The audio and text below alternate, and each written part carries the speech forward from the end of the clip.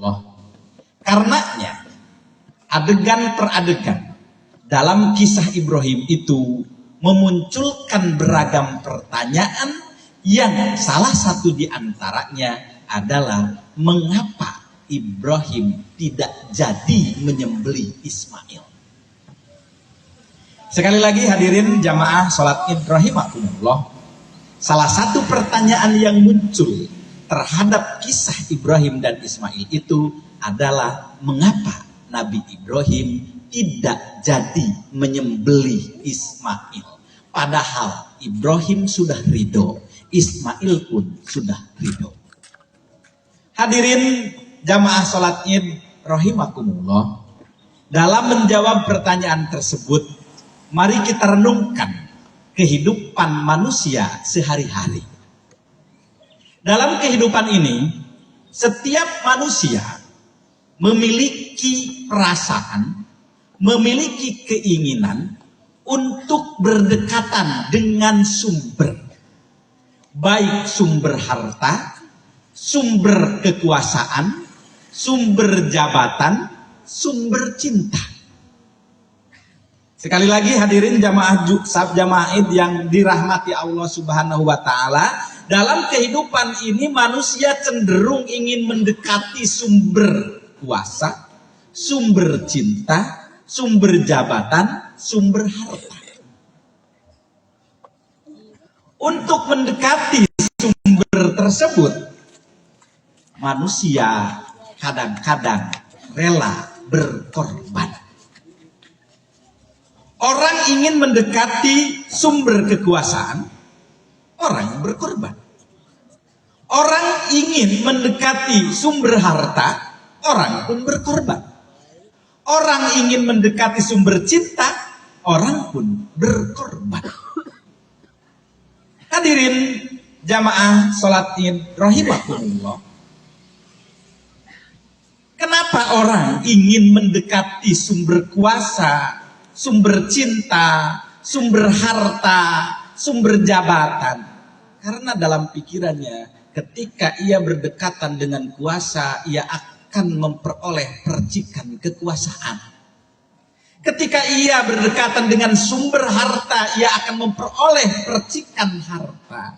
Ketika orang mendekati sumber jabatan, ia mungkin akan kecipratan jabatan. Ketika ia mendekati sumber cinta, ia pun akan memperoleh cinta. Karenanya pengorbanan dilakukan, mulai dari berkorban harta, tenaga, bahkan kadang-kadang nyawa. Hadirin jamaah sholat Id yang dirahmati Allah Subhanahu wa taala, untuk mendekati kekuasaan, untuk mendekati jabatan, untuk mendekati harta, untuk mendekati cinta, kadang-kadang orang mengorbankan manusia lainnya. Seorang pemuda kadang-kadang ia ingin mendekati seorang perempuan yang dicintainya. Untuk mendekati perempuan tersebut, ia sampai berani mengorbankan harga diri temannya. Orang ingin kekuasaan, terkadang bukan mengorbankan tenaga, bukan mengorbankan pikiran, kadang-kadang ia rela mengorbankan saudaranya, mengorbankan tetangganya, mengorbankan organisasinya. Hadirin jamaah salat Id rahimakumullah, jika fakta ini kita tarik pada cerita Ibrahim, yang pada dasarnya mereka sudah ridho untuk menyembelih anaknya, namun kemudian Allah mengganti. Ini mengisyaratkan bahwa mendekatkan diri kepada Allah Subhanahu wa taala saja tidak boleh mengorbankan manusia, apalagi untuk mendekati kekuasaan, untuk mendekati harta, untuk mendekati jabatan, untuk mendekati cinta. Mendekati Allah saja tidak boleh mengorbankan manusia. Karenanya hadirin jamaah salat Id rahimakumullah, momentum Idul Adha ini mengingatkan kepada kita semua agar manusia tidak mengorbankan manusia. Cukup yang dikorbankan itu binatang, cukup yang dikorbankan itu harta, cukup yang dikorbankan itu rumah, tapi jangan sekali-kali mengorbankan manusia. Hadirin jamaah salat Id rahimakumullah. Oleh sebab itulah peringatan agar tidak mengorbankan sesama manusia, baik untuk kekuasaan, baik untuk harta, jabatan, dan untuk mendekati diri kepada Allah. Maka pada wasiat terakhir dalam haji wada, Rasulullah Shallallahu Alaihi Wasallam menegaskan bahwa sesungguhnya ritual haji yang berkaitan dengan kurban itu semuanya akan bermuara pada tidak adanya kedoliman di antara sesama manusia. Hadirin jamaah salat Id rahimakumullah, maka di antara wasiat terakhir Nabi Muhammad SAW adalah satu, Rasul mengingatkan kepada umatnya bahwa yang menjadi basis nilai, yang menjadi ukuran di hadapan Allah Subhanahu wa Ta'ala bukan ras, bukan harta, bukan kuasa, tetapi takwa. Hadirin jamaah Id rahimakumullah, kadang-kadang dalam kehidupan ini kita lupa pada dimensi takwanya yang menjadi alat ukur keberhasilan seseorang, yang menjadi alat ukur hebatnya sebuah peristiwa dan lain sebagainya. Kadang-kadang hanya sesuatu yang bersifat material. Tidak sedikit orang berkorban, kemudian ia hanya menilai dimensi fisik sapi dan dombanya, lupa pada ketakwaannya. Bahkan kadang-kadang tidak disadari mungkin oleh sebagian orang, ia menganggap rendah orang yang berkorban dengan sapi kecil, padahal di mata Allah bukan kecil dan besarnya, tetapi ketakwaannya. Tentu idealnya sapi besar dan takwa yang luar biasa, tapi tidak semua orang mampu untuk itu. Kadang-kadang kita mengorbankan perasaan orang yang hanya mampu berkorban dengan sapi kecil.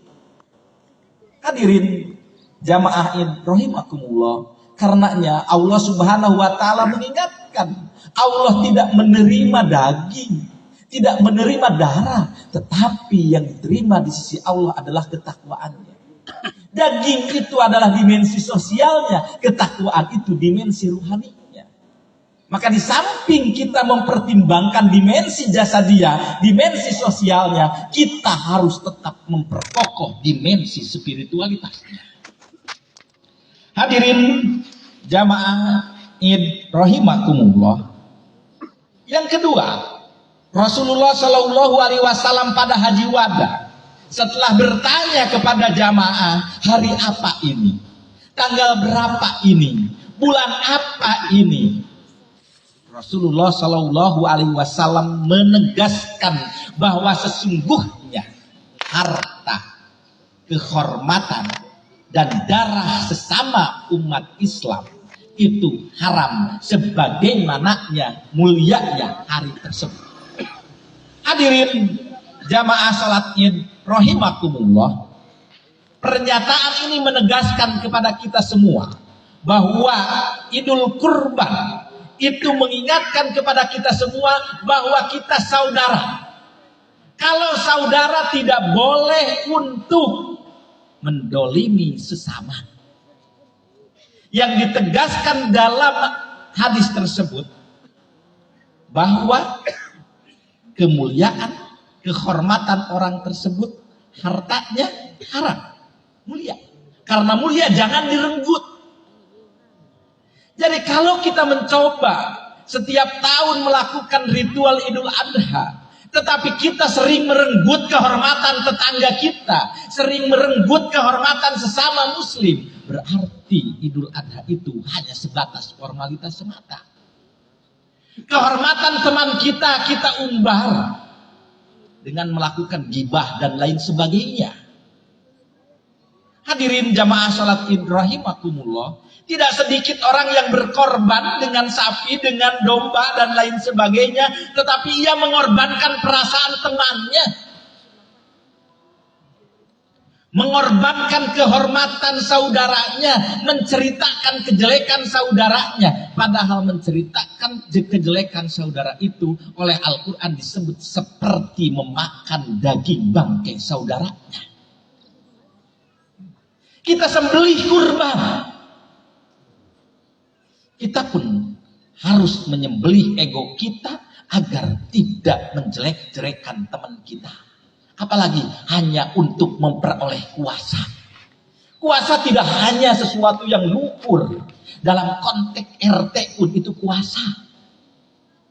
Hanya ingin menjadi RT, hanya ingin menjadi RW, hanya ingin menjadi kepala sekolah dan lain sebagainya. Ketika mengorbankan kehormatan orang lain, berarti ia hanya melakukan Idul Adha sebatas formalitas semata. Hadirin jamaah Id rahimakumullah. Yang ketiga, Rasulullah Shallallahu Alaihi Wasallam mewasiatkan bahwa melalui Idul Adha itu bangunan hubungan antar sesama bukan hubungan kuasa, tetapi relasi cinta. Sekali lagi, hadirin jamaah Id rahimakumullah, melalui wasiat wadah itu Rasulullah Shallallahu Alaihi Wasallam menegaskan bahwa hubungan antar sesama manusia selayaknya dibangun atas relasi cinta, bukan relasi kuasa. Karena kalau relasi kuasa itu akan cenderung untuk menganggap orang lain sebagai objek penderita. Karenanya hadirin jamaah salat Id rahimakumullah, dalam bahasa hadis lain disebut wa waqara sagiruhum kabirahum. Orang yang berada di bawah, orang yang menjadi bawahan, istri, anak dan lain sebagainya, itu menghormati pimpinannya, dan tidak mungkin bawahan menghormati pimpinannya kalau pimpinannya tidak ada cinta. Jangan sampai pemimpin rumah tangga menuntut agar anak dan istrinya taat, tetapi ia tidak pernah menebar cinta. Atas bawah hubungannya adalah hubungan cinta, bawah ke atas hubungannya adalah ketaatan. Bagaimana mungkin muncul taat kalau tidak ada cinta? Maka disinilah Rasulullah mengingatkan agar melalui Idul Adha itu kita membangun relasi cinta, bukan membangun relasi kuasa. Hadirin jamaah Id rahimakumullah. Kemudian yang keempat, Rasulullah Shallallahu Alaihi Wasallam mengingatkan bahwa indikator dari berkorban kepada Allah Subhanahu Wa Taala melalui Idul Adha, melalui ibadah kurban itu adalah menghindari dan menjauhi sistem ekonomi ribawi. Karena sistem ekonomi ribawi itu memakan daging bangkai saudaranya, menghisap darah sesama manusia. Hadirin jamaah yang dirahmati Allah Subhanahu Wa Taala, dalam konteks hari ini kita sebenarnya sedang berperang menghadapi sistem ekonomi ribawi. Tidak sedikit hari ini orang yang terjerat pinjol. Maka disinilah fungsi masjid dituntut untuk meminimalisir, untuk melawan sistem ekonomi ribawi tersebut. Hadirin jamaah salat Id rahimakumullah. Kemudian yang berikutnya Rasulullah Shallallahu Alaihi Wasallam mengingatkan bahwa setan tidak akan pernah menyerang langsung ke jantung pertahanan. Kalau dalam bahasa sepak bola, setan itu menyerang melalui sayap kanan dan sayap kiri, tidak langsung ke jantung pertahanan. Dalam bahasa Al-Quran disebutkan a'udzubillahi minasyaitonirrajim wala tattabi'u khutuwatis syaiton. Jangan engkau mengikuti langkah setan. Artinya bahwa setan itu tidak langsung menyuruh orang untuk kafir, tetapi setan itu memberikan godaan setahap demi setahap agar manusia akhirnya lepas dari iman. Hadirin jamaah salat Id rahimakumullah. Maka dalam hal ini seorang ulama, Ustadz Abdul Rahman, menggambarkan manusia itu dibenteng oleh 5 benteng.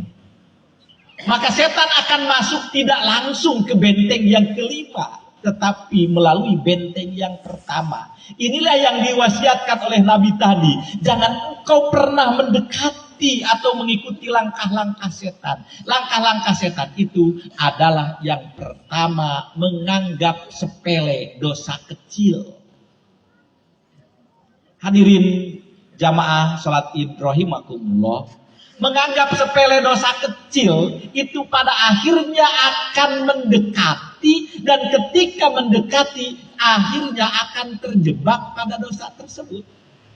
Karenanya dalam bahasa Al-Quran banyak di antara larangan yang menggunakan kata wala taqraba. Bahkan kisah Nabi Adam pun menggunakan redaksi seperti itu, wala taqraba hadhihi sajarah.